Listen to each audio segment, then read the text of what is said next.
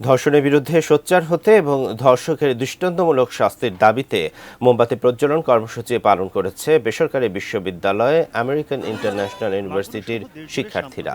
সোমবার ক্যাম্পাস প্রাঙ্গণে মাগুরায় ৮ বছরের শিশু ধর্ষণ সহ দেশের বিভিন্ন জায়গায় ধর্ষণের ঘটনায় সুষ্ঠু বিচার এবং প্রকৃত ধর্ষকদের শাস্তি দাবি করেছেন শিক্ষার্থীরা।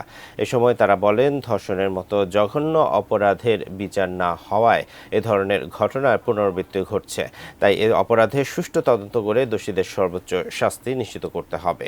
শিক্ষার্থীরা আরও বলেন, ধর্ষণের বিচারে তড়িঘড়ি করতে গিয়ে কোনো নিরপরাধ বা নির্দোষ ব্যক্তি যেন ক্ষতিগ্রস্ত না হয় সে ব্যাপারেও সরকারকে সতর্ক থাকতে হবে।